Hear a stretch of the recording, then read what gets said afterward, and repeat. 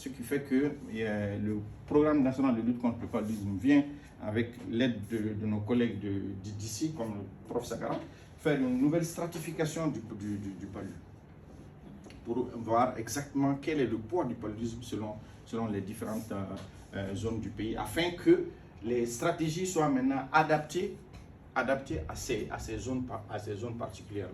Avant, on disait zone du Versicasso, on disait que ça c'était hyper endémique. Ensuite, on était dans les zones méso-endémiques, et puis on allait dans le Sahel, dans les zones hypo-endémiques. Dans le nord, il y avait les zones épidémiques, et au centre, il y avait une transmission bimodale. Maintenant, on s'aperçoit que ce n'est pas exactement dans chacune des zones, il y a des districts où le palud est élevé et d'autres districts où le palud n'est pas élevé.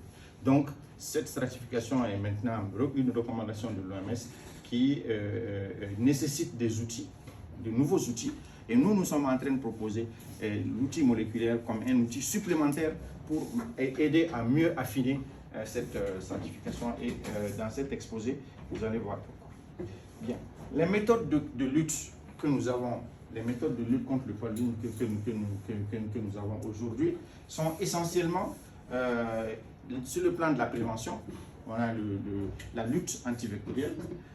Ensuite, il y a le traitement préventif intermittent chez la femme enceinte. Il y a le traitement,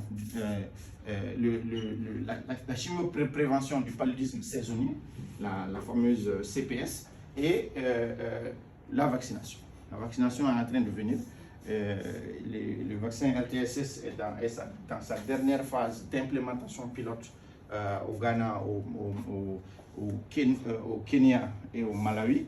Et on espère que dans ces quelques années, le vaccin LTSS va peut-être venir s'ajouter à l'arsenal des vaccins contre le paludisme.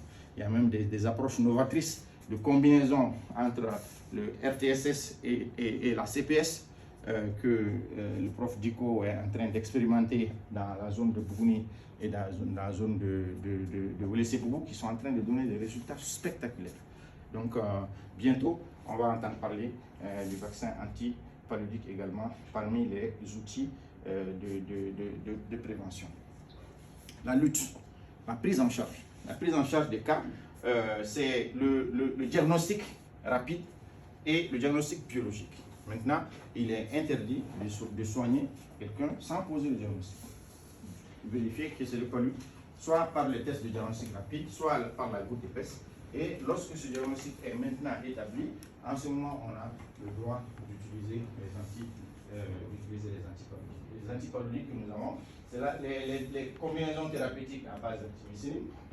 Au Mali, cette diapo est maintenant démodée. Au Mali, on a la première ligne et deuxième ligne, c'était l'artisanat ammoniaquine et l'artimentaire lumefantrine.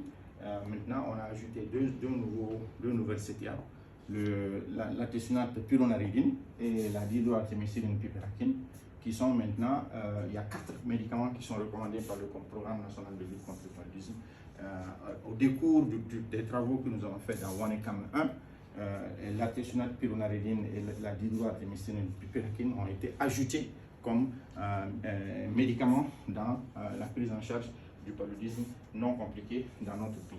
Et donc les derniers documents de l'OMS sont à la signature, du PNLP sont à la signature au niveau du ministère de la Santé. Ils vont sortir très bientôt. Ensuite, il y a la gestion des cas graves.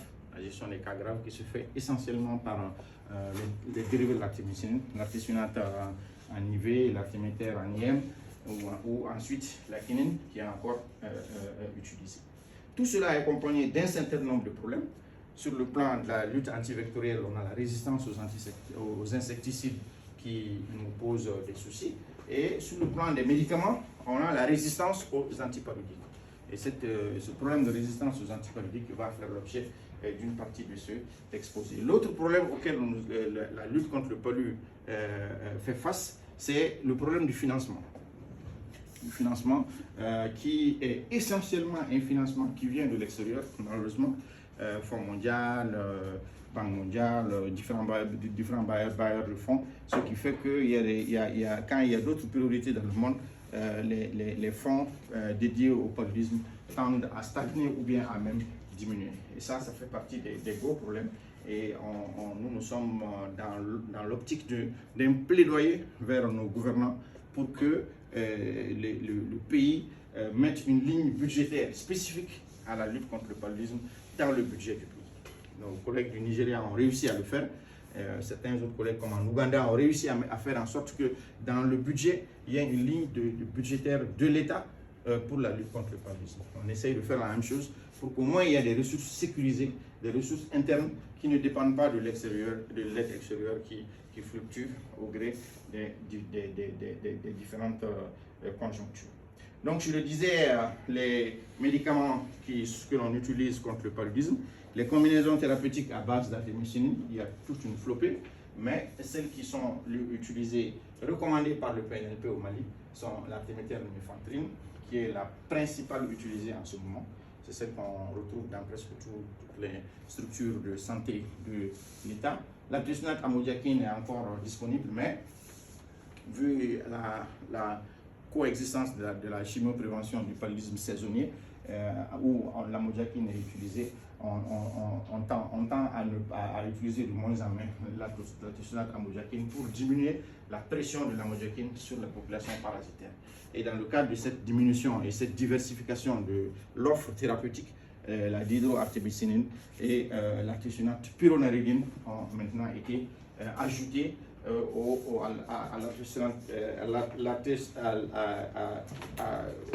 aux outils que nous avons, tant au Mali que dans nombre de pays.